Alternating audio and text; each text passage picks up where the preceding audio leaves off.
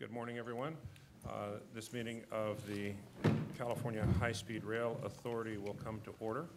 I'm going to ask the Secretary to call the roll, but you'll hear a new name being called this morning because we've been graced by virtue of appointment by the Pro Tem of the State Senate with a new member of our board, the Honorable Lou Correa from Orange County.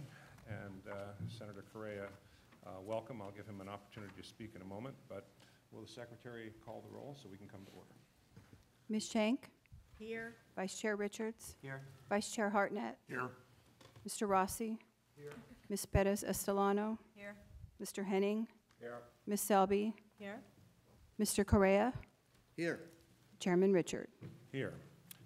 There is no flag in this room, but our staff has arranged for an image of the American flag to be projected. So will you please join me in honoring America? Pledge allegiance. I pledge allegiance to the flag of the United States of America and to the republic for which it stands, one nation, under God, indivisible, with liberty and justice for all.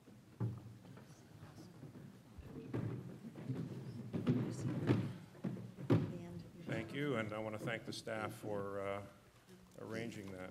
They said they were just kidding. Before we do turn to our first item, which is public comment, I would like to welcome Senator Correa and just say it's personally a delight and an honor to have him join this board.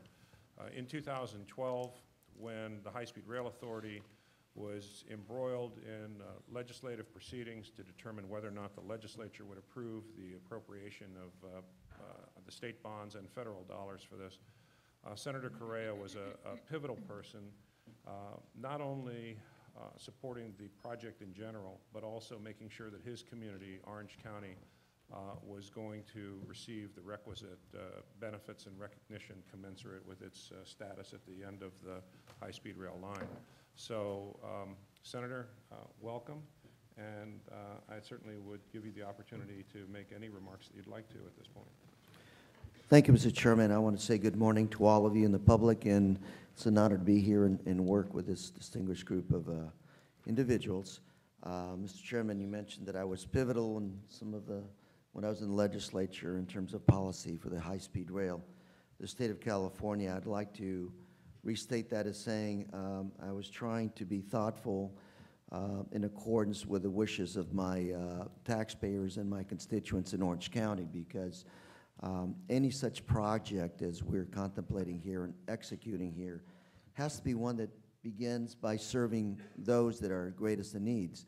And that's why at each and every vote that I took in support of the high-speed rail, I always wanted to focus and make sure people focused on what I would call the bookends, because Orange County traditionally has been, frankly speaking, a stepchild, so to speak, in California politics and in California policy. And all of us know that if you live in Anaheim, Orange County, it takes you 40 minutes on a good day, maybe an hour and a half on a bad day to get from Anaheim to LA and vice versa. That 5 freeway is brutal. I know. I traveled it for about a decade when I was a banker downtown Los Angeles. And what better way to invest our taxpayer dollars than to make sure that that commute goes from maybe an hour and a half to 15, 20 minutes. So that's what my idea is of investing in the bookends, making sure that you bring the highest value as quickly as it can to the most constituents, most taxpayers that you can. And that is the philosophy that I will have as I move into this position. And I want to thank our Pro Tem, Mr. De Leon, for giving me the opportunity to serve on this board. But that's the kind of philosophy that's going to drive me here, which is to make sure that we do right by the taxpayers and the voters of the state of California and make sure that this project is brought on time, cost effectively. But again, I want to make sure that when my children begin to travel and have to work downtown Los Angeles, they can get on a train and be there in 15 minutes and not in an hour and a half like Daddy did for 10 years. Thank you very much. Thank you so much, Senator, and again, welcome. We will now move to the public comment period, and as is our practice, we will start with elected representatives from the public, and then move through the speakers in the order in which their speaker requests were given to us. So first, from the city of Anaheim, in the heart of Orange County, is council member and former Mayor Pro Tem Chris Murray. Council member, delight to see you. Well, thank you, Mr. Chairman and members of the board and staff. It's a pleasure to join you this morning. I'd like to begin with a couple of thank yous. I'd like to thank you, Mr. Chairman, and your CEO, Jeff Morales, and board member Perez Estelano for joining us at the opening of our brand new intermodal center, the Arctic Station, which opened in December, and for taking the time, you, sir, for being a part of the program. I think we had about 1,000 individuals from the community and from across the county and the region who joined us for the opening, but Arctic is the centerpiece of the Lausanne corridor, the second busiest commuter rail corridor in the country today, and growing, and the southern terminus of this incredibly important project to the state of California. So thank you for taking that time and for joining us and being an important part of helping us get Arctic up and running, because its connectivity to high-speed rail was an important part of its funding as well. I also want to congratulate our Senator Lou Correa, former senator from representing Anaheim and Orange County. It's a pleasure to join you at your first board meeting. You've been a champion for this project for Anaheim and for Orange County for such a long time, so many years, and I won't date you by saying how many, but you are a son of Anaheim, born in Anaheim, and have stayed as a leader of our city for so very long, and we're so thrilled that you are representing the state and our city as a member of this important and illustrious board. And then I just want to share, again, Anaheim's commitment to this project. It is an essential part of our long-term transportation planning for Orange County and regionally, and also for the state of California.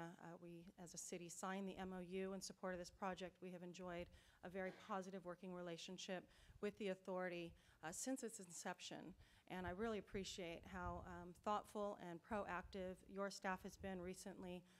Mr. Morales joined us for a presentation before the Anaheim-Orange County Convention and Visitors Bureau, and took a lot of candid and open questions, nothing scripted. He was just very engaging and really humanized the importance of this project and the importance of regional economic growth and transportation planning.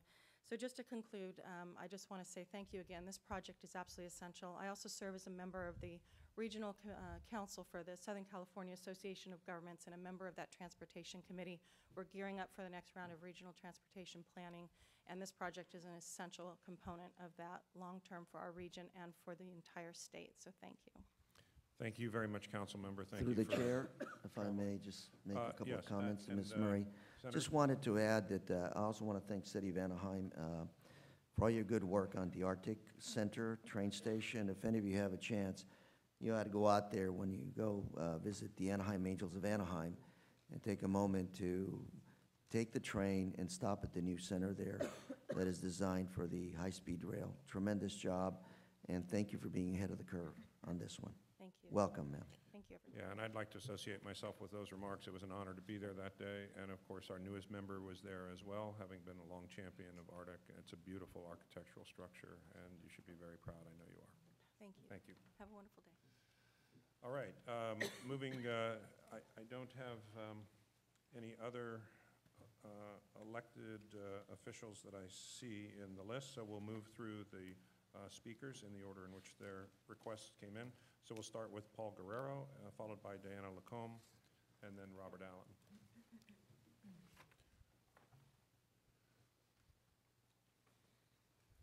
Good morning. Good morning. At the last council meeting, Mrs. Selby expressed concern on the small business participation. And then last week, at a meeting of the Small Business Advisory Council to the Department of General Services, I was shocked when they listed the high-speed rail as being one of the poor achievers. And I stood up and said, whoa, wait a minute, high-speed rail is hitting 30%. What are you talking about? They said, yes, they are hitting 30%. They're doing great, but they're not meeting the small business goal, which is 25%. They're at 22%. And so I'm urging you to do something to get up there so I won't have to come and defend you all the time at that council meeting, because I think you're doing great personally, but let's get 2% more on the small business and bring it up to 25%. And the second thing I want to talk about is there's a federal small business program under 49 CFR, Part 26.39. And it allows you to set aside $5 million for only small businesses to bid. The kicker is that it's federal certification. And so anybody that's certified by Caltrans as a DBE falls under that federal certification and qualifies as a small business. And BART has taken the leadership and is now certifying other businesses that as a small business under that federal certification. And the difference between that and the state, there's two things. One is the size is larger, and the other, it requires a site visit, which it costs a little bit of money, so nobody wants to put it in place. But if you could piggyback on BART, BART has taken the leadership. If you could piggyback on BART, you could use what they have certified right now. Maybe you could help them certify, give them a little bit of bucks to make them go out and do the site visits and let them take the lead. And adopt the Caltrans certification, because all of the DBEs that are certified by Caltrans fall under that federal small business certification. And you could do set-asides of $4 and $5 million for small businesses, which I think would be great. And so I really appreciate it if you'd look at that or have staff look at that. And I'll be glad to work with them on it, because I got all the paperwork on it. So, thank you. Thank you. Our staff is always delighted to follow Bart's lead on these matters. Mr. Rossi. Good morning, Good morning. Chairman Richard and board members. I'm Diana Lacombe, representing APAC. I have brought to this board various issues of concern, primarily barriers to small business. And at last month's meeting, I mentioned that I would be bringing you copies of some of the information that I've been discussing with you. So the first one is a copy of the California Dispute Resolution Act. If you recall, I mentioned that we really do need a resolution, a small business resolution board. There's one for the large contractors, but not for small business. The second one is a definition of indemnity insurance. Insurance is one of the biggest obstacles for small businesses. The indemnity clause that you have there is just the tip of the iceberg. I've given John Tapping, your staff person, risk manager, the full volume of paperwork that I have with that. So he's assured me that he'll review the information and maybe come up with some recommendations on the insurance aspect. The third one is the 49 CFR Part 23.39 that Paul Guerrero just mentioned, fostering small business. So I've included that in there. And according to your staff, you have done set-asides for small business. They're just not called that. Okay, a good example of that is the right-of-ways. There were so many right-of-way contracts that were actually awarded to small business, but it did not have the overall, fostering small business set-aside label to it, if you will. So I would just like to encourage that in the future, just label them. That'll make us all very happy. And the last one is, I've given you a copy of the Caltrans letter to Senator DeSaulnier, and I've only given you a copy of his letter, of Malcolm Doherty's letter to DeSaulnier, but I've mentioned to this board before that it would be very wise to review this lessons learned on the Bay Bridge. I didn't quite have time to make a full copy of this lessons learned or of the final report on the Bay Bridge. But in the letter that you have, it states that this would be a very good idea to include, to actually discuss this with other state agencies that have mega projects. So I would encourage you to do that as well. Thank you. Thank you for all this material, Ms. Lacombe. Appreciate it, and we will take all of this under full consideration. Thank you. Next is Robert Allen. He'll be followed by Ross Browning, and then Alan Scott. Mr. Allen, I know you put in 2 speaker requests, but I'm sorry? go ahead.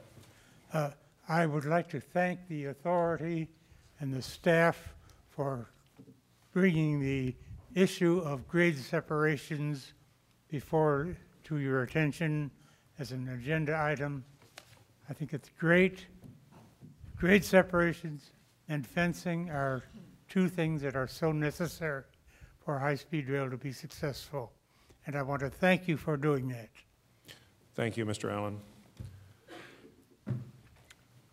Mr. Browning, good morning, followed by Alan Scott and then Ted Hart.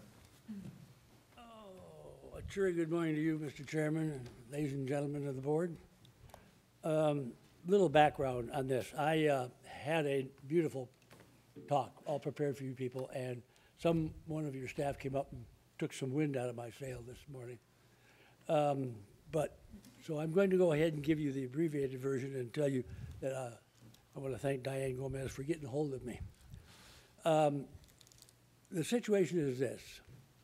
There is a homeowner, a farmer, down in Kings County, that the rail is going, and they say between 150 and 200 feet from his house. Now, they ought to be able to measure closer than that. I mean, I could measure closer than that.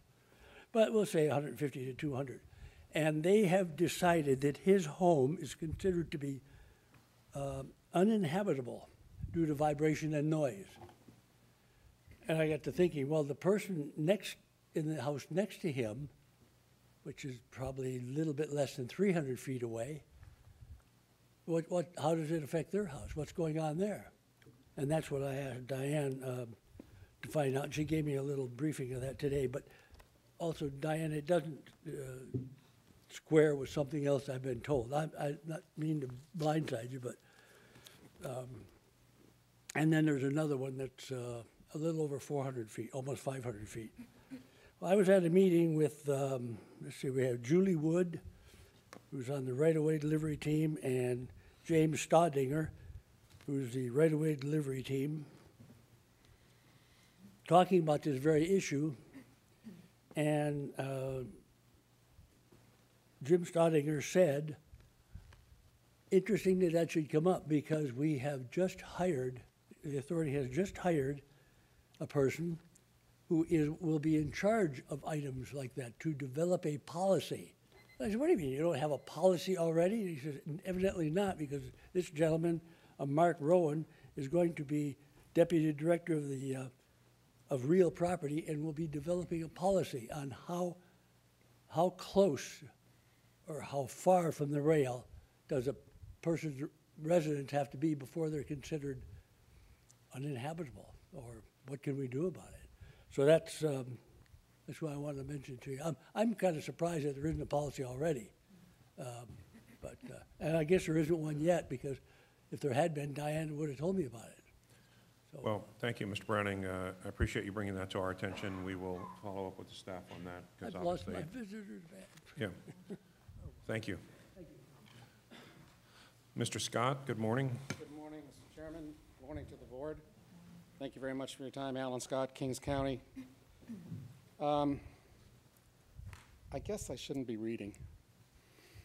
I saw a headline a couple weeks ago, or less than a couple weeks ago, about the contractor is now considering filing a claim for delay of services, which could be anywhere from 100 to 150 to probably $200 million, because the contract was not started within the time frame of 1 year.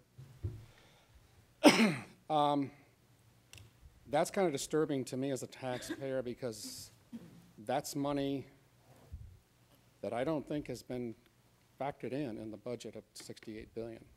So I'm concerned about that. I'm also concerned about the cap and trade. I believe it's somewhat questionable. It's in the 3rd District Court right now for review. But on another matter, February 10th was the meeting of the high-speed rail. As of this morning, since my wife woke me up early this morning with something else, I had time to go check the computer. the video from the meeting on February 10th is not there. However, I decided to email the authority back in February 26th. Could someone show me where the links are? First off, didn't realize the links of the meeting, previous meetings are buried within the agenda of the previous meeting. That's kind of difficult because if you say to go to archives, then you have to go to the board meeting, which brings you right back to the board meetings. And then you have to go down and look in there and find it. It's usually 3 or 4 down. I checked about 4 or 5 months back. However, as of this morning, it's not there. So I was told in a follow-up email when I questioned, I was told this. The video for February's board meeting has not been posted. The video usually takes between 3 and 4 weeks to be edited for sound and visual clarity and then put into a format that we can upload. I have a problem with the operative word called editing. I understand the audio and I understand the video. I don't understand what editing means beyond that. Is it mean that the tape is being changed or edited? I don't know. I'm just saying this was very disconcerting. However, someone else called up and they were told a different story. They were told that you were changing vendors. I have a lot more to go over, but I'm sure I'm not going to be able to do it. The bottom line is that it just seems this life support thing. Every time we come into a meeting, there's something going on. This is public record. I don't want to know why public record is not available and why we're getting words like editing. And I'm concerned that something, and I'm going to use it, but perception means what? And is this nefarious? Is it something underhanded or anything else like that? But Mr. Chairman, I think you understand where our concerns are, because not only I, but other people were looking for that video to review some things that were said during that video. Okay, Mr. Scott, I understand the issue. I'll work with the staff. We'll communicate back with you. I am inclined not to believe that anything nefarious is going on, but I am also saying that. I understand you're focusing on that word. It's not inappropriate for you to raise that. So thank you very much, sir. Okay. Appreciate it. Mr. Hart, followed by Bob Descari from Bakersfield, and then Maureen Fukuda. Good morning. Good morning. In the last 5 years, I've addressed the board about a dozen times trying to get you to commit to a cost for the entire high-speed rail system, 800 miles, no luck. And that's gone on for that period of time. In 2008, Prop 1A, the voter guide, was very clear in describing the connections and the pathway as far as the rail was going. San Francisco, Sacramento, Central Valley, Los Angeles, Orange County, San Bernardino, Riverside, and San Diego. I want to call particular attention to Sacramento and San Diego, and I'll return to that. Within the Prop 1A voter guide, the authority estimated in 2006 to construct the entire high-speed system would be about $45 billion. Since that time, the last time the authority provided a cost estimate for the entire 800-mile statewide system. That's the last time we've ever seen a number.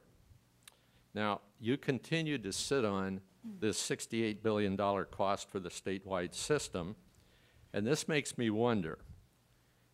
Your 2014 business plan makes the claim in its appendix section that it is in compliance of a statutory requirement, PUC Code Section 185033B1A, that it include, quote, the proposed chronology for construction of the statewide high-speed rail system and the estimated costs for each segment or combination of segments. However, your plan omits a proposed chronology for construction and estimated capital cost for the segments connecting Sacramento and San Diego. Therefore, if you're in compliance with the statute, then the segments connecting to Sacramento and San Diego are no longer part of the statewide high-speed rail system. I respectfully ask, is this the case? or was your plan not in compliance with the statute cited? Thank you for your time. I've submitted this in writing. Thank you, Mr. Hart. We'll respond to that. Bill Descari, followed by Maureen Fukuda, followed by Millard Downing. I'm Bill DeCary. Mr. Chairman, Excuse board me, members. Sir, I'm so sorry that I mispronounced your name. I apologize for that. It's just It's my common. poor eyes. I'm here as a concerned Bakersfield resident. I have no property in the alignment. It is shameful, yes, shameful, the way the High-Speed Rail Authority is abusing eminent domain law and steamrolling over Central Valley landowners. People's lives and livelihoods are being destroyed. I want to follow up on 2 items from the last board meeting and conclude with a comment. First, a public speaker spoke of a silent majority in Bakersfield supporting the project, stating they just aren't vocal, but they're really behind it. I talk with a lot of people in Bakersfield who vehemently oppose the project and aren't silent, judging by letters to the editor. They ask when this way underfunded, poorly planned project will finally stop. Second, the authority commented it was pleased with the cooperation from the city of Bakersfield. For 3.5 years, the authority ignored the city by being non-responsive to a host of significant mitigation questions. It took Bakersfield filing a lawsuit to get the authority's attention. The case was recently settled when the authority changed its Bakersfield alignment. This new alignment avoids much of the destruction and hopefully eliminates the unsightly 90-foot elevation through much of the city. On a financial note, without the required second financing plan, the authority does not have access to state bond money, which means it really only has about $3 billion, not the $6 billion it continually boasts. In this year's budget, the authority did get $250 million cap-and-trade funds and 25% of future cap-and-trade revenue, but this is uncertain funding as it's being challenged in court. Concluding, in all this, I feel especially sorry for Fresno residents. Their city will be torn up for an estimated 5 years during construction, and at the end, there'll be no high-speed rail rides. Fresno's mayor talks about people in Fresno taking high-speed rail to work in Silicon Valley. Someone needs to tell her construction is going south from from Fresno, away from Silicon Valley. In fact, after constructing Madera to north of Bakersfield, the authority is looking at abandoning the Central Valley to construct the Palmdale to Burbank section, which is item 3 on today's agenda. The Central Valley will be left with a berm known as Jerry Brown's Folly. Thank you. Thank you, sir. Maureen Fukuda, then Millard Downing, and then Gloria Coelho. Ms. Fukuda, nice to see you again. Good morning. My name is Maureen Fukuda, and I live in Kings County. And I'm presenting a few items on the non-agenda item. Number 1, I'd like to remind Mr. Richard, when we first met, you said that the authority serves at the public's will. You're public servants, and it was reiterated earlier this morning. And if you are serving the needs of the people, at what expense? I think the authority is not aware of the expense being paid by the people who have to be impacted or mitigated or moved by the rail coming through. You know, that's number 1, public service. Number 2, all is not well in paradise. You will hear people today from Kings County that have real problems. It's not fabricated. They're real problems. They live with this 24/7. I know these people. I feel for these people. And somehow it has to be resolved. And it isn't the dollar sign that solves the problem. The other thing, Mr. Richard, between you and me, Aaron got a house. Good. Thank you. Now you can be a grandmother. No. No. Ms. Fukuda told me that we needed to take care of her son so that they would start a family. So that's what I meant. I wasn't being He trying never to be a listens to his mother. Anyway, and Friday's my birthday, so my birthday wish is that something can be resolved for my friends in Kings County and everywhere. Thank you very much. Thank you. Millard Downing, followed by Gloria Coelho, and then Lisa Gomez. I'm Miller Downing from Hanford. I live on the Ponderosa Street that's being taken. My talk today a little bit is probably derogatory, and then part of it recommending to you. The appraisal and property acquisition phase of it is the derogatory, I'd say. I don't know who chooses the sources that you use, but it could have been better. Appraisal team for my area is from Houston, Texas, and the property people that work with you are from Tulsa, Oklahoma. The neighbor a couple of doors down from me apparently asked, how's the appraising going in your street? And he says, pretty good. He says, well, you appraised the two-story house, which is mine, down the street. And he says, no, I haven't. The gentleman kicked me off the property. I never saw the person. I've never kicked anybody off the property. Nobody came and rang my doorbell or anything. Totally nobody. And my wife has been ill, and I've been tending to her and taking her to Sansom Clinic and things like that down in Santa Barbara.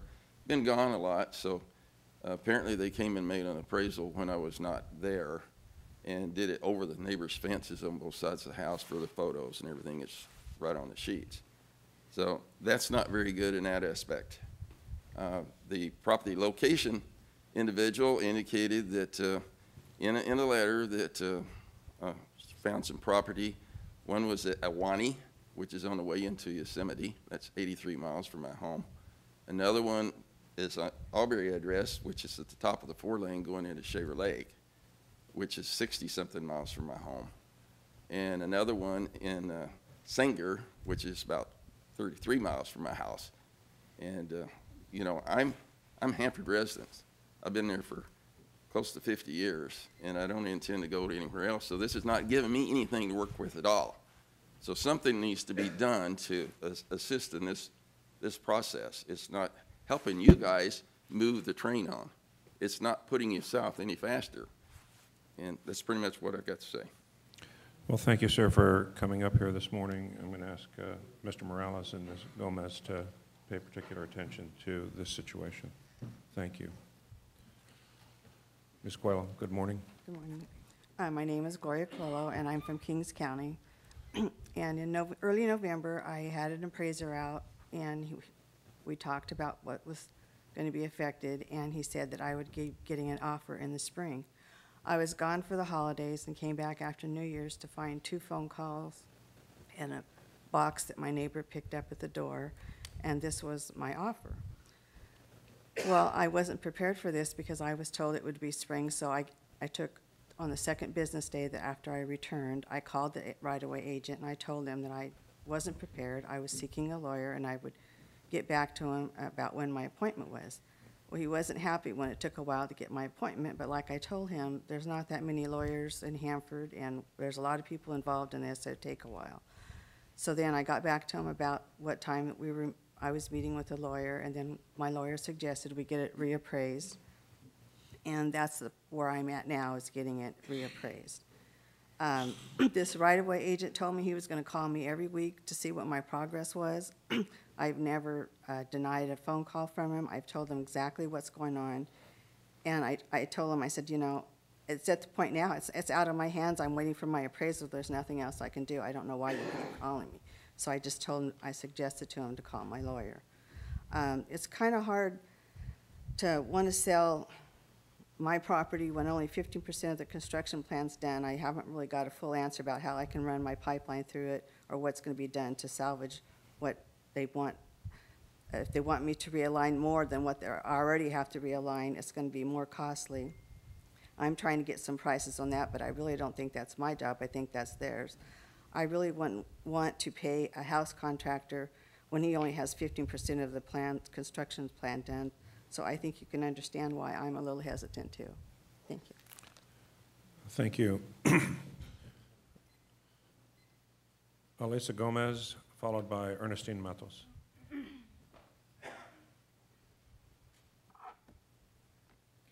Good morning. My name is Elisa Gomez. I'm from Corcoran.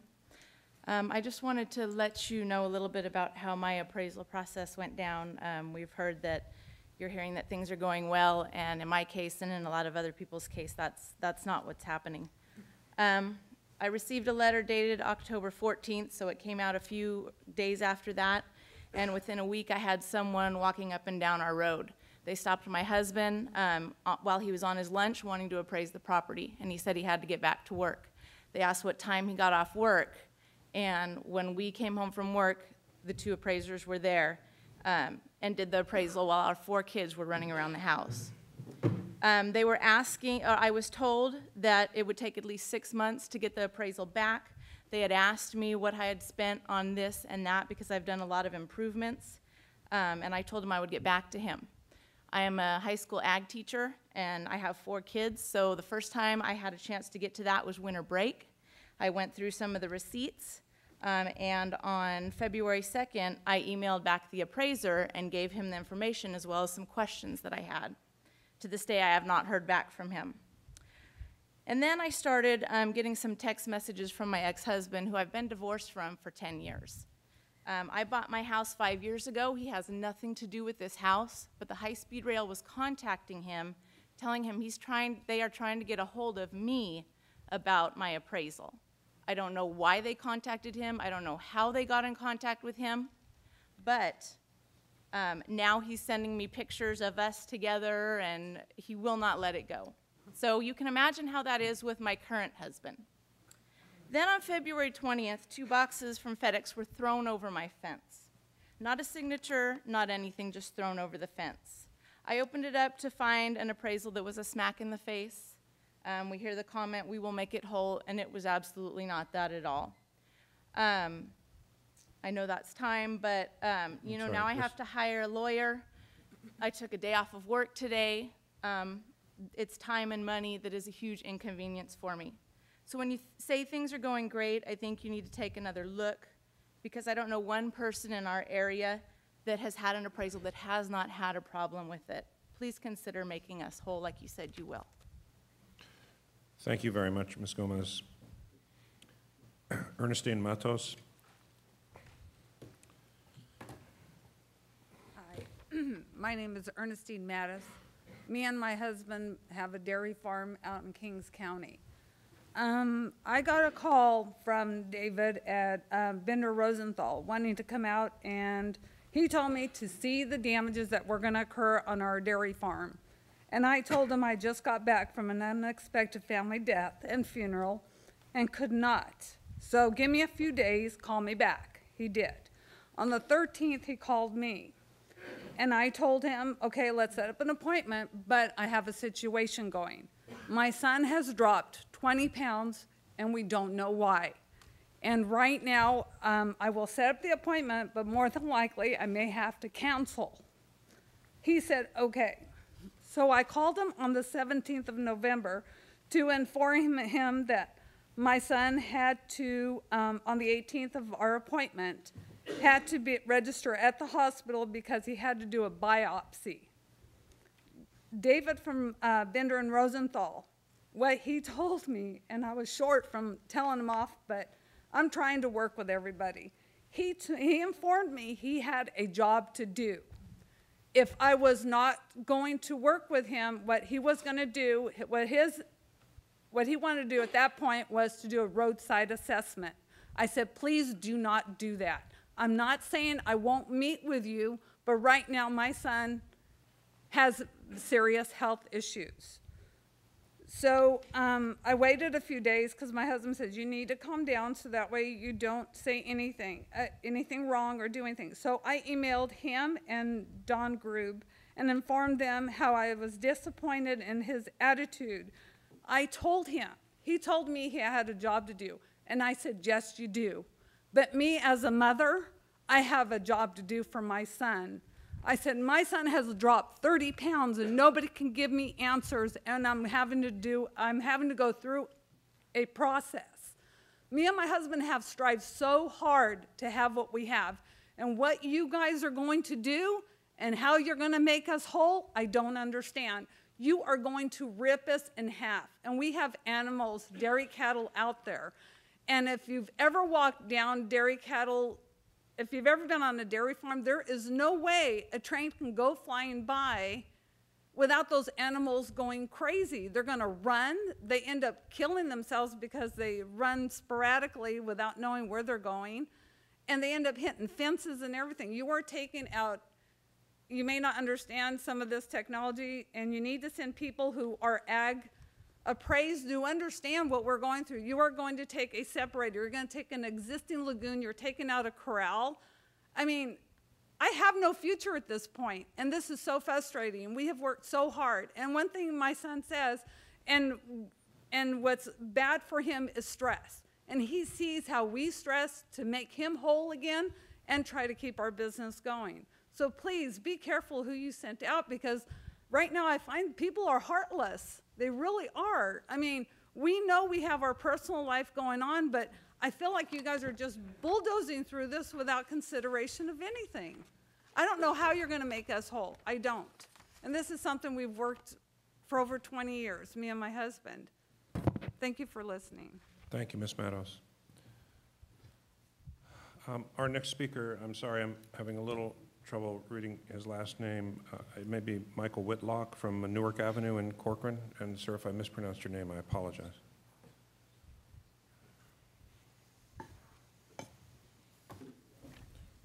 Good morning.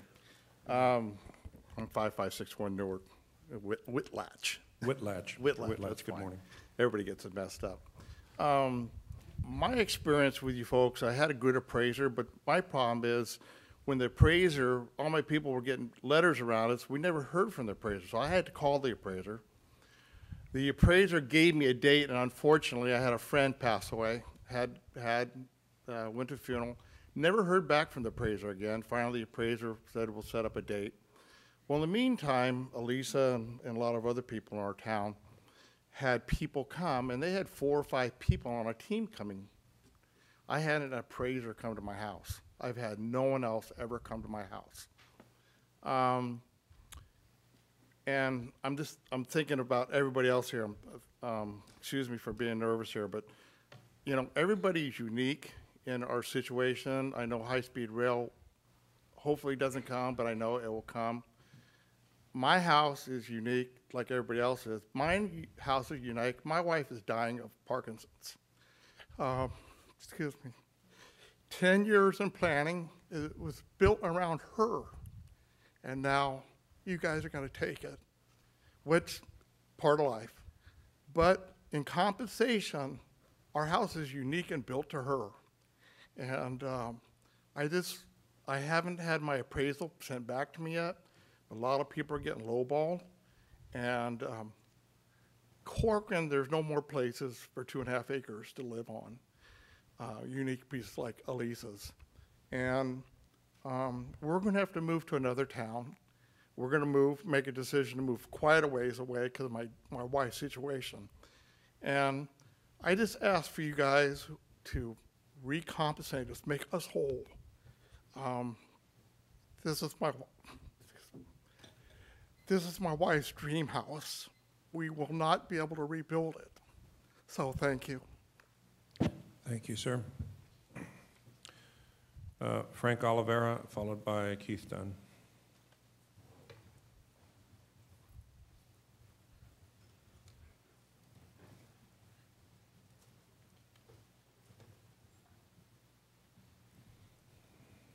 Good morning. Good morning. I'm Frank Oliveira. Excuse me. I'm Frank Oliveira, representing Citizens for California High-Speed Rail Accountability. This whole thing that we're on is really a journey. High-speed rail is a journey. That's what the train is all about. We start somewhere and we end up somewhere else, and the train's about what happens in between. At the end of the day, people will move faster through California if this train is ever constructed. Today, I was pleased to hear in the Finance Committee meeting today the importance of foundation and good work to comply with, to do things right and set up a good foundation, because if you don't, okay, there's going to be organizational problems. That information today was absolutely correct. Numerous times, I've come to this board and said there are problems in the foundation. This is what I'm talking about, the journey. With problems in your foundation, you will have problems like what you're hearing today. May 5th, 2011, which I keep bringing up because it was pivotal, information was presented to the board and accepted to the board that was simply false. That started the problem. Over time, it was denied, then it was investigated, then it was acknowledged, then there was promised cooperation, which failed. Okay, we involved ourselves in a 15% EIR. We expressed problems with what we saw. We asked for mitigation. Our mitigation that we requested was denied.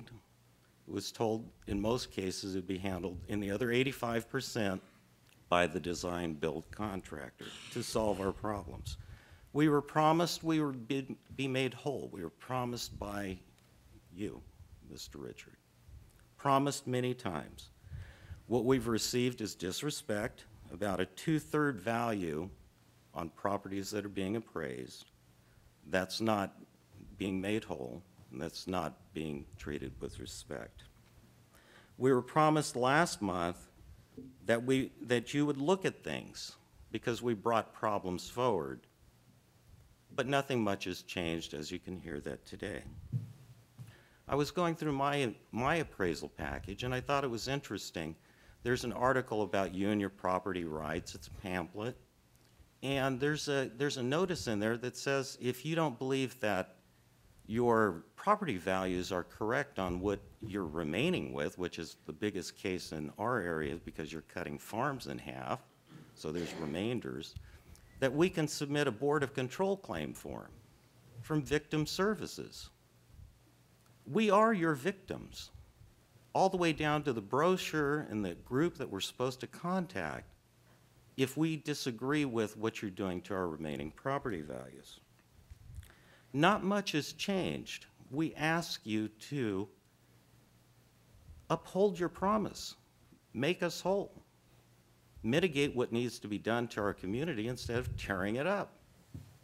Make us whole. Thank you, Mr. Oliveira. Keith Dunn.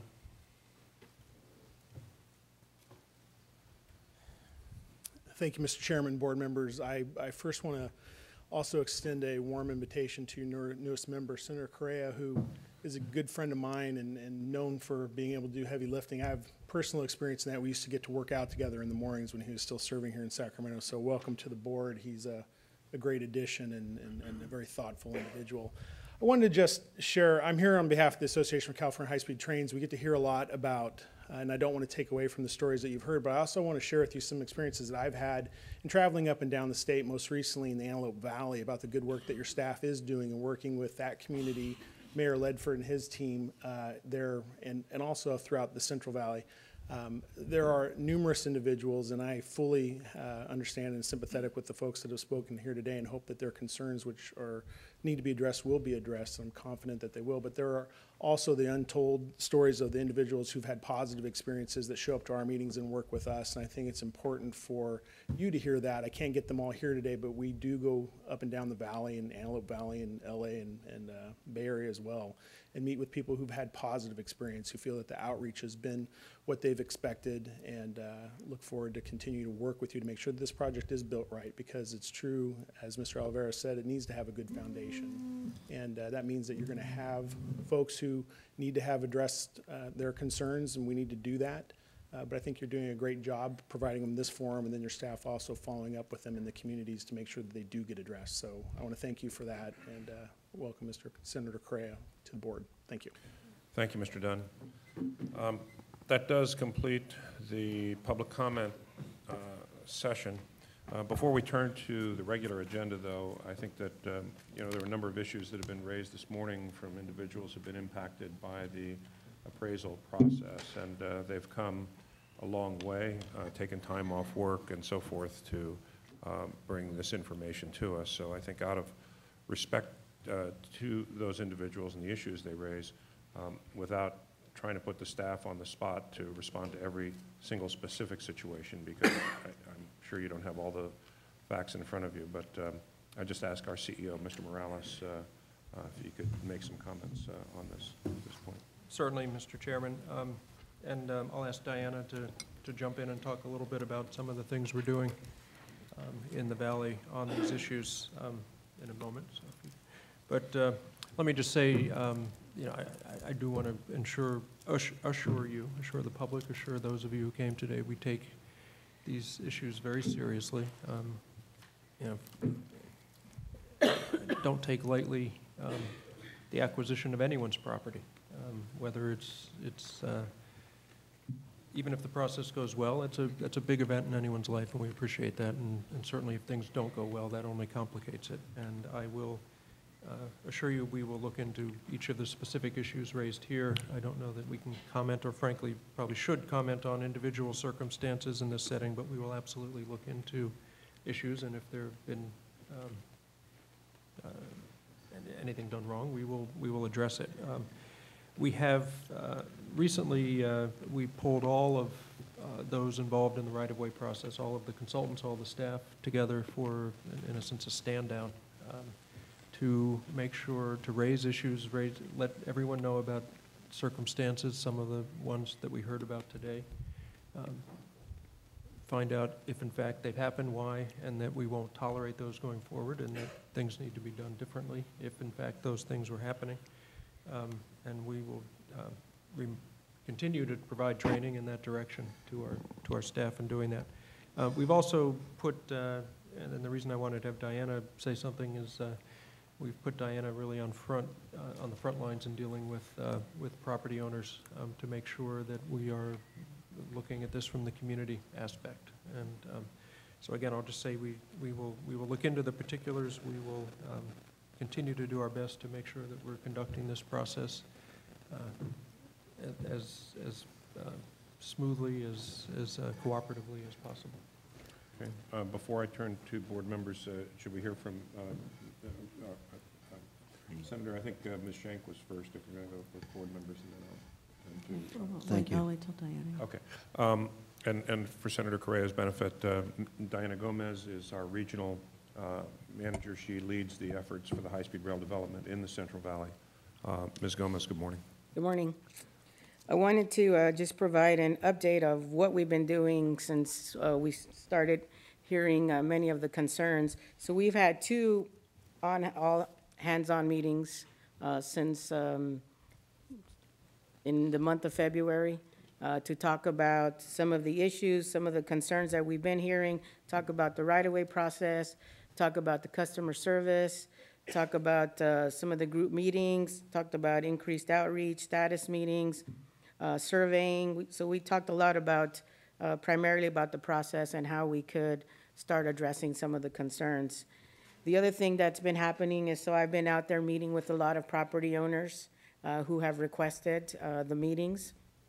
And when we do meet with them, we take the entire team out there. In some cases, we take out the right-of-way consultant team with us. We take out also some of the right-of-way staff that is up here in Sacramento. And we talk about their issues and address some of their concerns. And in some cases, then we make changes to the process, whether if it's waiting on proceeding with the ROM process, or redoing an appraisal, or making sure everything is addressed in the appraisal. So we have been doing quite a bit of those, so I've been out there. We did send a letter to everybody in construction package 2-3, asking them that if they did have concerns, that they could contact me directly. We gave them a phone number where to call, and then if they did contact us, then we would go ahead and schedule a meeting with that property owner and bring out the team and address the concerns right there, and then come up with a process moving forward.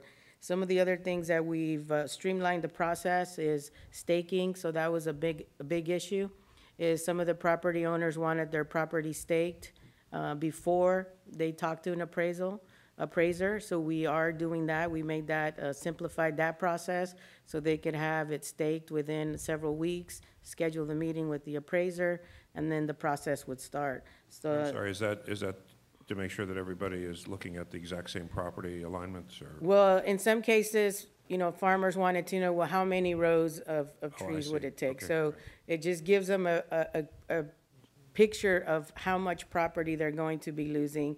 And then this also would determine, in a sense, where their turning rows would be in terms of access. A lot of the issues have been about access, some of those landlocked parcels. And so we've been working with, in some cases, the county. Some of the other things that we have been doing is where property owners are asking us to, eliminate crossings or be able to have access to other certain parts of county roads. We've been going back to the counties, specifically Fresno County, Tulare County, and determining what are the potential changes we can make within our design to minimize those damages. So those are some of the things that we have been doing. We've also just recently added staff in the Fresno office. We now have a supervising right-of-way agent. On April 1st, we will have another person start. And it is our goal to make sure that there is an authority staff person that goes to the appraisal meeting or to the first written offer.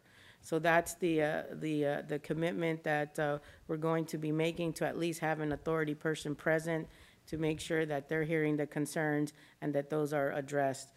The other thing I'm doing is I'm participating in every status meeting with each right-of-way consultant, where we're going property by property.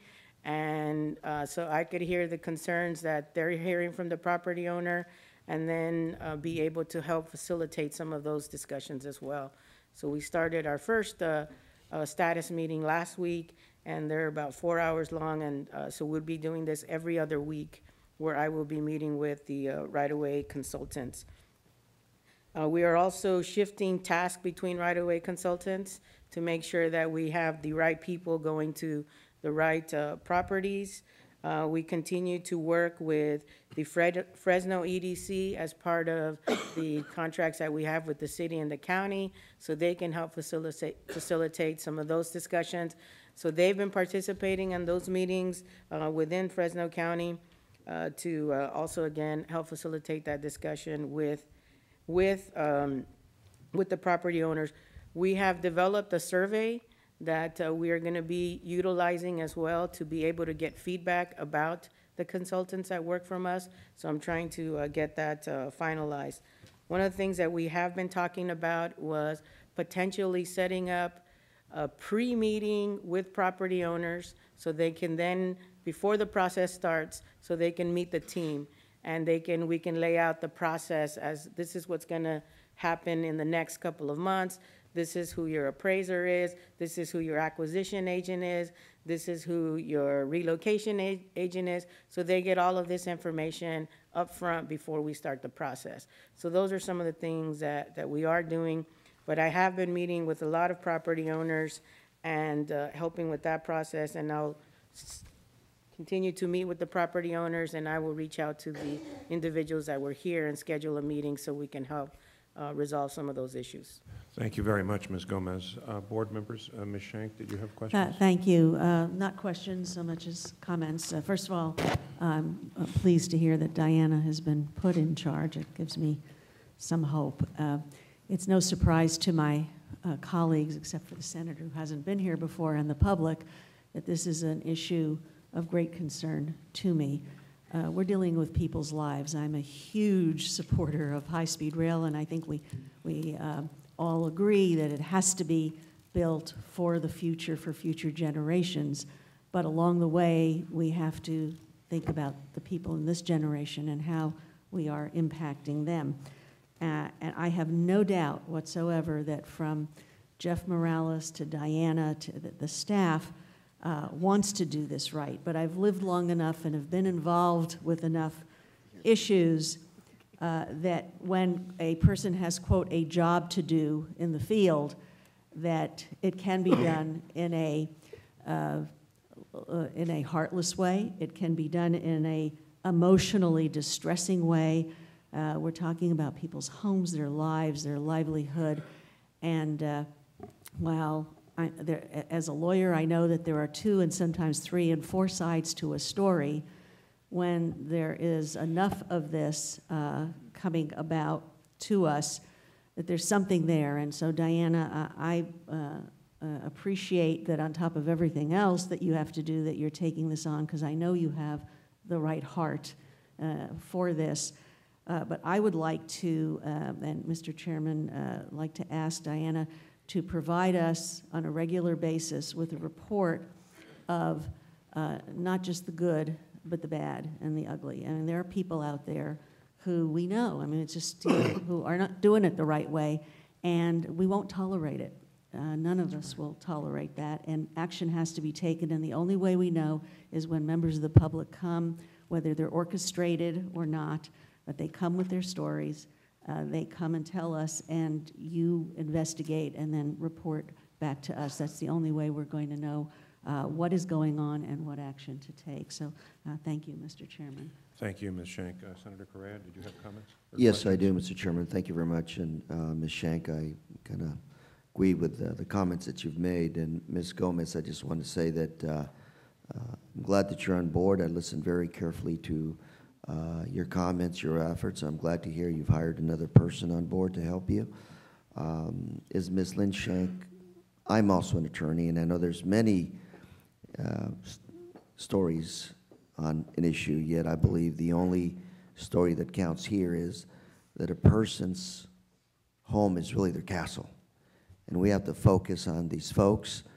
We can't focus on 99% acceptance rates, but rather 100%. Instead of spending your effort on surveys of consultants, let's go out and meet with these folks individually, call them, be proactive, and talk to them. You got consultants that have a job to do. Well, they're not doing their job, in my opinion, if they're running over people. Okay, you got to give them the attention, and you got to address them, because these folks, again, if this project is something that benefits all Californians, it's got to benefit all Californians, including these homeowners. So let's go back and redouble our efforts and make sure that we address the concerns of these individuals. And as Ms. Schenk says, I want to hear also not only the positives, but the negative stories. I want to hear what's going on with these folks. Thank you very much. Thank you, Senator. I didn't see who went first, but I'm just going to come down the line. Mr. Rossi. Thank you. I clearly would echo what's been said, but I have two specific questions that I'd like to have answered. And you don't have to answer them now, but I'm going to certainly want to have them answered by the next Finance and Audit Committee, which is, how do we decide on comps? And in fact, do we have a preponderance of appraisers whose experience is in some other state? I'd like to know the answer to those two questions. And I said, Diane, you don't have to answer it now, because I know it's just out of the blue, so what I would like to know by the next Finance and Audit Committee. Okay, we will come with a prepared answer for that. Thank you very much. Ms. Perez-Estelano. Thank you. I echo the comments from my colleagues, and I just want to say thank you to the folks who came out and shared your stories, and they mean very much to me personally. And I also echo what our newest member said, that we will not put up with this, and this is very important to us. And so for me to have the information come to us, Diana, and it's important to me that, as our chairman has said, that we do this right and we get it right. So we're not doing it right, according to some folks, and we need to get it right. So you have the commitment from this board to make sure that you are treated fairly. And so just to me, it's important that we get, as Ms. Schenk said, updates on a regular basis. And if possible, maybe when you're doing some of these meetings with the community, let us know, and I would like to attend one of these meetings just to see for myself how these go. Okay. Just before I turn to Tom Richards, I just want to thank Ms. Gomez. You always seem to be prepared and on top of issues, which I very much appreciate. I'm sure I speak for my colleagues when I say that. And I actually, I do think that in addition to all the other things that are going on, I do like the idea of a survey of the the performance of the contractors, because that's yet another metric that we can have for the board to get that sense of how the public is seeing us doing our jobs.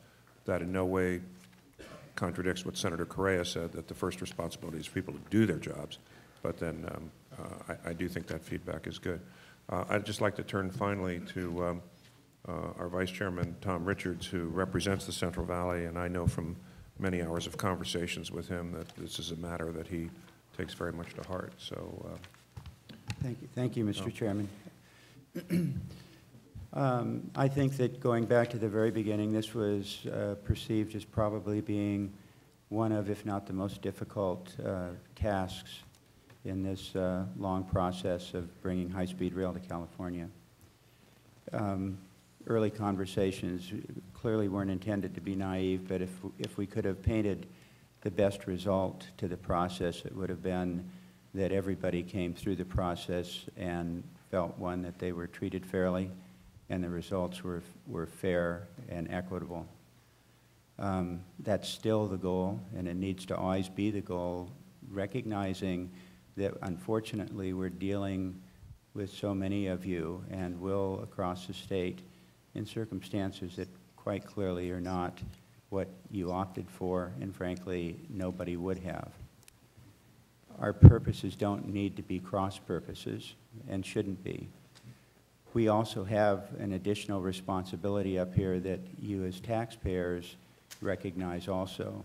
There are very specific laws as to what we can and cannot do. As the challenge is, how do we ensure that you are taking the benefit of all of the legal rights that you have, while at the same time ensuring that the taxpayers are paying a fair and equitable price for your properties and associated costs that you have. One of the challenges, I suspect, in a time like this, for many of you who are very familiar with real estate is having come through an economic period where there's been both a downturn in valuation, but at the same time, less properties that are transferred.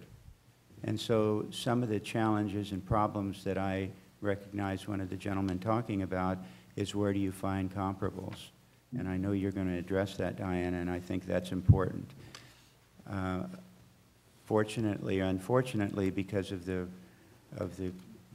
business that I'm in, we often see in at least the areas that I'm involved in real estate and development, appraisals with comparables that come far beyond market areas, quite simply because you can't find adequate ones locally. I think that is, from the perspective of where we are in California and where California is going, that's improving, and improving dramatically in response to an improved environment with regards to real property transfers. For the purposes of what you're doing, Diana, I couldn't endorse and agree more with the procedures that you're putting in place and have put in place. The challenges are always when you're putting people in touch with other people who are being so dramatically affected by what we're doing. And there's nothing that could be more important than providing the level of compassion for the process and the people you're affecting, to ensure that not only are you doing your jobs, but your job is also to be responsible to the people that you're talking to, ensuring that they have the very best opportunity to have the best result to what they're doing. For you who are selling, please remember the one thing that we've told you: the process is really driven a lot by the appraisal process, and it always has to be, as it is when you bought your homes. It's a very independent process. It's required to be independent even at the federal level with banking laws, to ensure that the appraisal process is fair and equitable to all sides. It doesn't mean there's not a process, as you're well aware, of trying to ensure that your best interest is being taken care of through the offer of your having the opportunity at our cost, I think up to $5,000, I'm not sure exactly how that works, to have your own appraisal done. But in the end, The process is going to be driven by the appraisal. And it really benefits each of you, no matter how difficult it may be at the times that you're in. And with our understanding and appropriately responding to the things that the chairman has already directed today. But to cooperate fully with the process, to not be shy about what you think your property's worth, to be realistic about what it's worth, and then together let us try to accomplish what this chairman and those who have been involved with talking with you have always said, to do everything we can to ensure at the other end you come out whole. And recognize that that is whole in a financial sense. We can't think enough about what you're going through personally, because it would be the same with anybody who's being affected in this way. The purpose of the project is no less valuable in the longer term.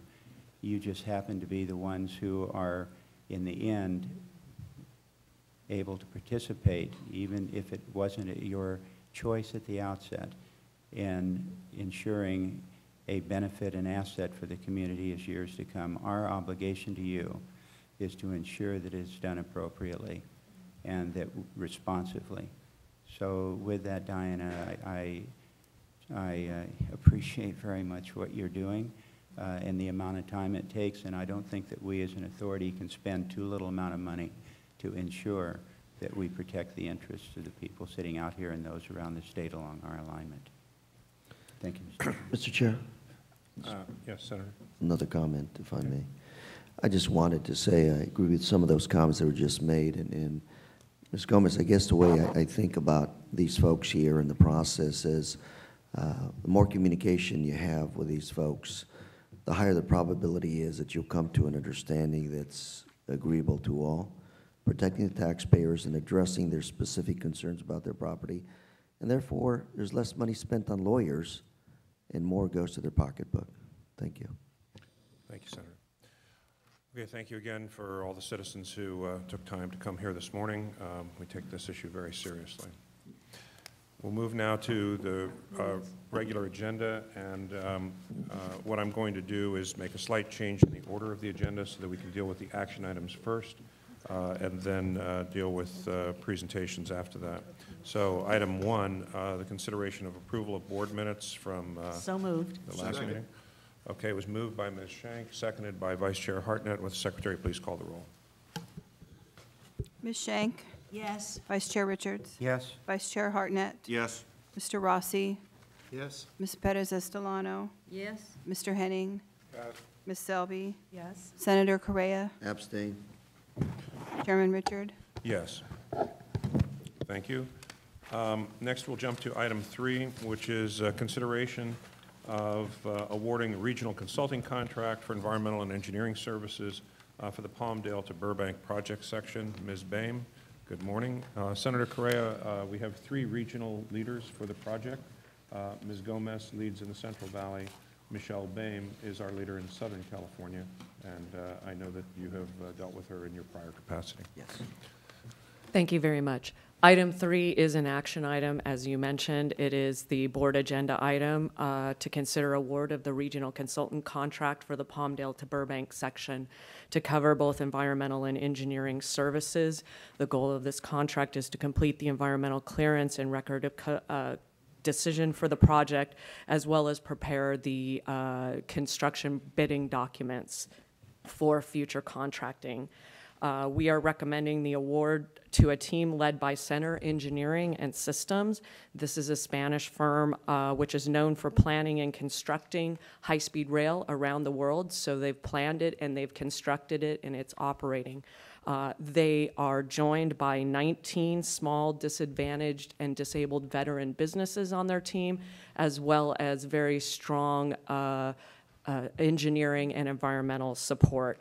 I want to draw your attention to a couple of key activities that will be done on this contract in addition to what I mentioned.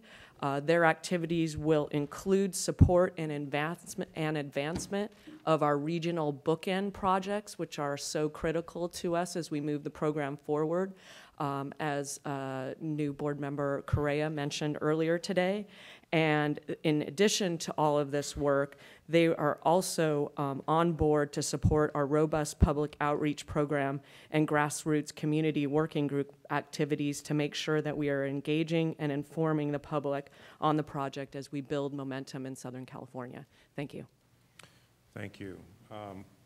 Any questions for Ms. Boehm about this, Senator Correa? Mr. Chair, I just wanted to say that the contract sounds great. I just haven't had time to read it and look at it in detail. So will again be abstaining on this vote. Okay, understood. Other questions? With that, I'll entertain a motion. Second. It's been moved by Mr. Rossi, seconded by Ms. Selby. Would the Secretary please call the roll? Ms. Shank? Yes. Vice Chair Richards? Yes. Vice Chair Hartnett? Yes. Mr. Rossi? Yes. Ms. Perez-Estolano? Yes. Mr. Henning? Yes. Ms. Selby? Yes. Senator Correa? Abstain. Chairman Richard?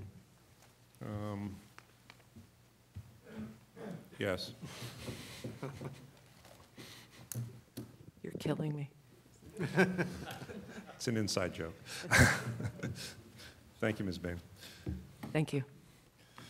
Okay, we will turn now to item 2 of the agenda. Very important presentation, as was noted by one of our citizen speakers this morning, on the issue of grade separations and the high-speed rail program. Mr. Vaca will make the presentation. Mr. Morales, is there anything you'd like to introduce? Oh, I'm sorry, Ms. Shank. Yeah, just a point of person. I just wanted to thank Mr. Allen for consistently coming to our board meeting with this issue, and I really appreciated it, Mr. Allen, and hope you can hear me, that I am grateful for the work that you have put into this. And I'll tell you privately.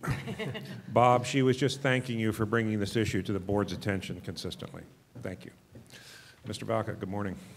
Mr. Chairman, members of the board, Frank Vaca, the authority's Chief Program Manager, and today we're going to talk about highway, rail, at-grade crossings, and we'll define that as any highway, public or private roadway that crosses the railroad at grade or level. Sometimes they're called level crossings. I think the presentation is appropriate in the fact that recent national events with several accidents occurring in February, both at Metro North in New York, in the Caltrain area, and Metrolink.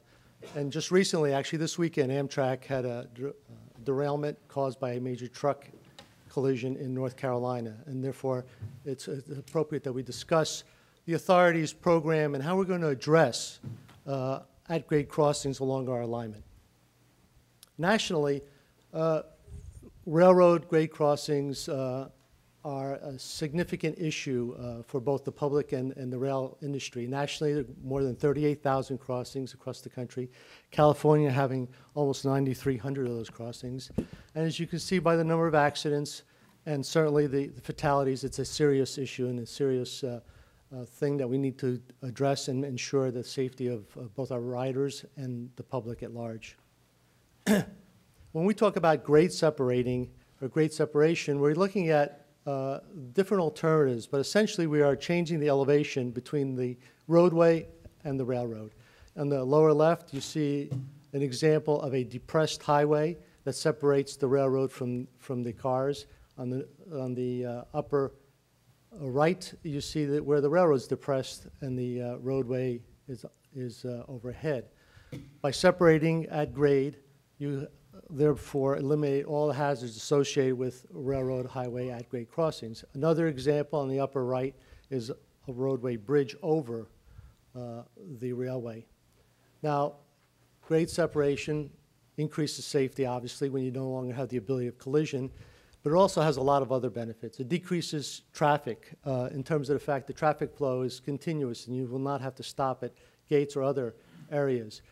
The idling, no longer idling at those gates, reduces greenhouse gas emissions and, of course, improves the operations for the trains also. The grade crossings in California are regulated by the California Public Utilities Commission, Rail Safety Branch, and they also set priorities for grade crossings that have a high rate of incident, accidents, or fatalities.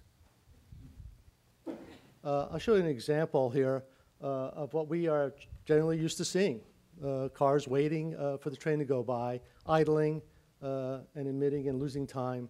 Ultimately, our vision is that there won't be any grade crossings along our high-speed rail corridor, and this scenario will look like this. Totally separating and increasing safety and performance of both the roadway, the towns, and the railroad. Our long-term plan for grade crossings along our alignment is that there will be no at-grade or level crossings along our high-speed line in the long term, and that is from Los Angeles to San Francisco. However, let me just, yes. Because the issue of fencing was raised earlier. Yes. We can include with that also, the system will be fully fenced. Our system will be to avoid fully any fenced. intrusion, whether from Right. cars, pedestrians, or others. Yes, absolutely. We will have a fully enclosed system, grade separated, and fully fenced. However, there's a transitional period between San Jose and Los Angeles, which is considered greenfield construction, new construction where there is no operation. That fully separated, fully grade separated, fully fenced environment will be there from day one of any train operating. However, on the bookends, which are more urbanized areas, complicated designs, and the construction of the grade separations have significant impacts to the community and the railroad operations, we will have a longer-term phased approach to eliminate those crossings between San Francisco and San Jose. And we'll talk about the treatment or the enhancements, the safety enhancement that we will implement during that phase-in or transitional period. Yes. Yes, we will talk about the bookend between Los Angeles and Anaheim also. In fact, here's some of it. Northern California, the transitional period will be between San Jose and 14 King Street. Currently, 44 existing grade crossings at grade level crossings. We will work with the environmental process and with our MOUs to eliminate those crossings that have the most criticality and with are on the CPU, California Public Utility Commission critical list to eliminate prior to our service, but the rest will be in a phased approach over a period of time, enhanced, however, and we'll talk about that. Central California, as we talked about, in terms of greenfield constructions, all the construction in the Central Valley will eliminate existing crossings. This is an example of 56 crossings just in CP1 through 4, which will be eliminated as part of those construction contracts. And I will show you a vision of what we envision downtown Fresno to look like in the next slide. Southern California, we have an MOU with the Southern California eliminating those crossings on the CPUC list, and our MOU, and a couple of examples here are State College, Doran, and Rosecrans, which will be eliminated right from before our initial operation. Here's an example of what will happen in the Fresno area with grade crossings and our final product. And I think there's supposed to be an audio part of this, but we'll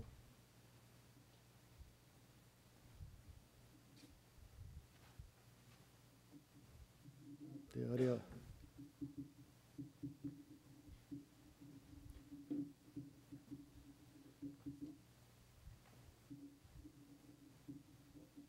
Essentially with overhead structures, and you'll see now a trench configuration by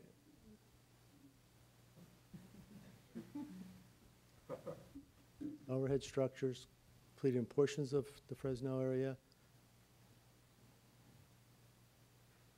and the trench going through some of the downtown area, totally grade separating and ensuring safety of our passengers and of the local community. Where we're in a transitional period or where crossings will not be totally eliminated during our first initial operations, we will be enhancing all of the crossings with what the industry calls quad gates. And what that means is that we will have gates across all lanes of a highway or roadway, not just the entrance lanes, but all lanes. The exit gates will be delayed to ensure that the public can exit the area prior to all 4 gates coming down.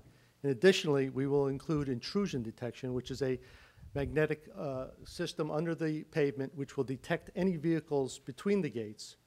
That system is connected to the signal system of the trains, positive train control, where the engineer will get an indication in his cab that there is a vehicle in the right-of-way and therefore can assume emergency conditions to either apply brakes, stop, or slow down prior to the crossing.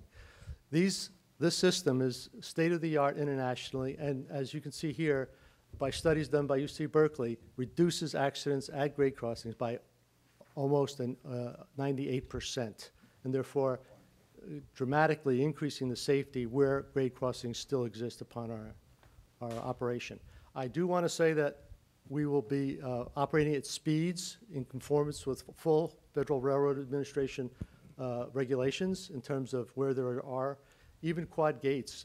We will be limited to the federal regulations in terms of speed, and that'll be between 110 miles an hour on the peninsula, and in other areas about 125 if the full gate system exists. Outside of that area where we're fully separated, we will be able to do our full 220 miles an hour. We work cooperatively, obviously, with the California Public Utility Commission, and we'll take into consideration their priority list in areas that of concern. We work closely with our partners, regional counties, government. We are a member of Operation Lifesaver. This is a great effort done nationally by all the railroads, AAR, Association of American Railroads, and all railroads across the country to bring public awareness to the dangers of railroad operations, to educate and to inform on trespasser, grade crossings. They go to schools, they go to communities, and we will continue to work very closely with Operation Lifesaver in order to minimize and improve the safety of our operation.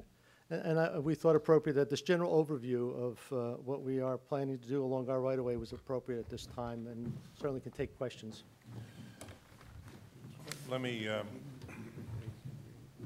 first thank you for that. I'd like to ask a question that I think Senator Correa is probably likely to ask, but I mentioned earlier that in the deliberations over the appropriations in 2012, Senator Correa was very focused on improvements in Orange County, and those turned out to really be about grade separations in Anaheim and so forth. So can you just take a moment to review? I think most of us are familiar with the Caltrain electrification that would involve blended operations on the peninsula, but perhaps we're not as familiar with what will be occurring from Los Angeles down to Anaheim, or even north of Los Angeles if we do blended service there. So can you just take a moment Certainly, to walk us through that? We'll talk between, right now, north of Los Angeles, at least from our station at Burbank to Los Angeles. We do not anticipate any crossings to be left behind. We will do all the grade crossing separations in that segment. Between Los Angeles and Anaheim. And I'm sorry, Frank, but as I understand it, between Burbank and Los Angeles, isn't that where the #1 most dangerous identified at-grade crossing is now? Or do I have my geography wrong? Where's Michelle? She's good. Yes, there are several in Southern California, in between Burbank and Anaheim, in the two sections. There are 3 or 4 of the top 10 most dangerous that will all be addressed through this process. And addressed means eliminated. Addressed being eliminated, yes, right. And that's through the cooperative efforts. Through the cooperative efforts of us, through the authority and with the local agencies. And that was came out of the MOU that we negotiated with the Southern California entities, and so we're working through that process there. Just to clarify again, so between Los Angeles and Anaheim, the current plan is to follow the existing Losan corridor, where there's existing traffic there. That decision was made back in 2012, as opposed to building new infrastructure. But in that process, then we have worked with Anaheim in particular, as well as the other agencies, to identify the high priority grade separation projects, and we're moving forward with those now. And there are 3 in that section, Yes. I know, that are at the top of the list, both for the PUC and for us that we are now moving forward to develop the funding partnerships to actually get those grade separations done. They can be done also independently of us advancing the rest of the program. Those are interim improvements that can be made. One other thing I would point out for those grade crossings, as well as the 55 that we're eliminating in the Central Valley, we're eliminating them not just for high-speed rail, but the existing grade crossings for freight and for Amtrak service. So where those communities have all the issues of grade crossings and waiting for freight trains and things like that, those will be eliminated as well. Just wanted to make sure that was clear. Yep. And I interrupted you, Mr. Vaca. Well, along those lines, that the most dangerous crossings are identified and part of the MOU will be eliminated.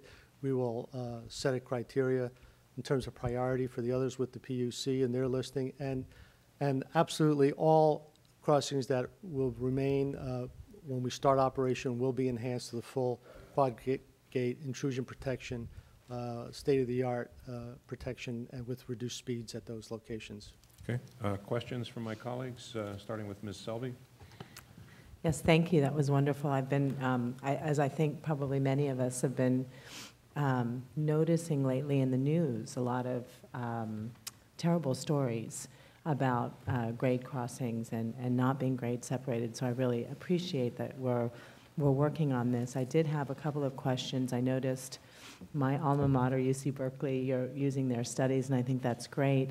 But have you looked at Japan, which has I believe, is it 0 accidents in all, or 0 fatalities in all of its years of operation? Have we looked there to make sure that whatever we're doing is state-of-the-art and the absolute best that it can be? Yeah, we utilize, world first, the best high-speed rail systems around the world, including Europe and Asia and the U.S. And obviously at the higher speeds, grade separation is an absolute, including here in the U.S., and that would be part of our systems.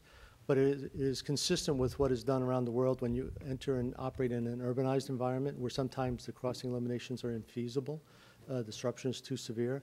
The quad gate system and what we're suggesting is state-of-the-art. Thank you. And then I'm just curious for Northern California, where we have a slightly, I think, a longer time period where we will not have grade separations.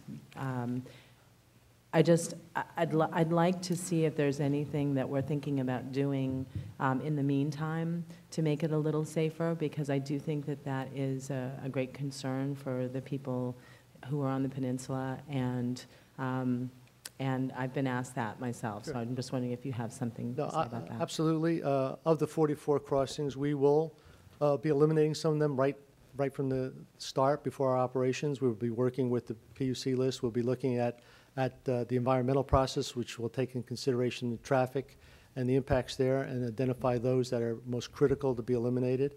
And then we will have a program, and it'd be a very aggressive program to eliminate the others. However, the reality is the complexity, the disruption to the towns and the operation will probably take 1 or 2 decades to remove all of the crossings on the peninsula, but the goal will be to eliminate them and be part of our program.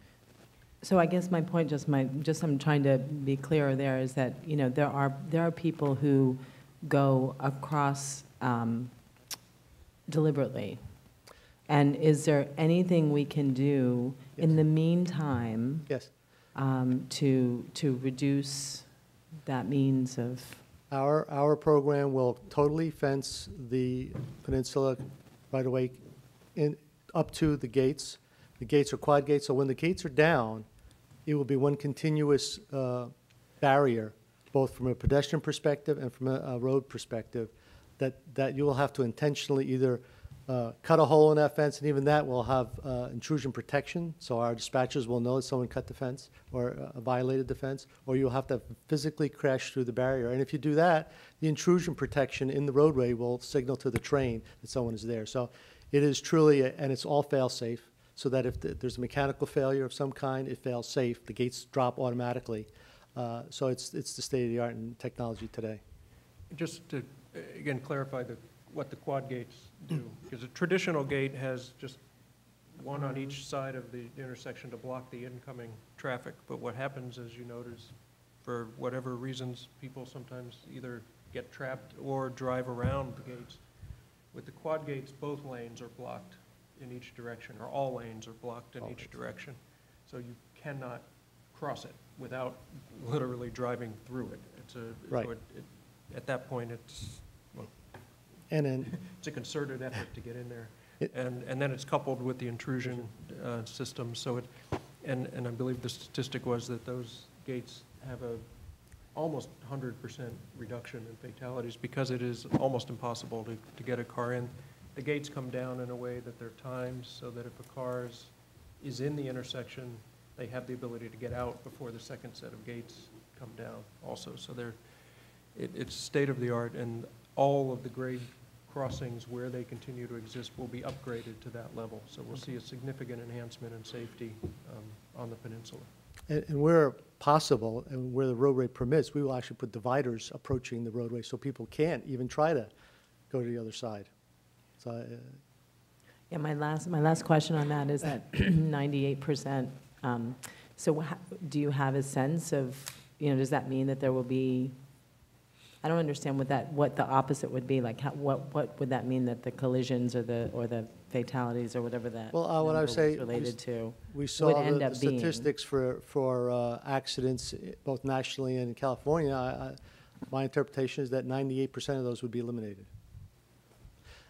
You have to remember that across the country, there's a small percentage, I believe it's 15 to 25% of all the crossings actually have gates of any kind or warning devices of any kind other than static signs.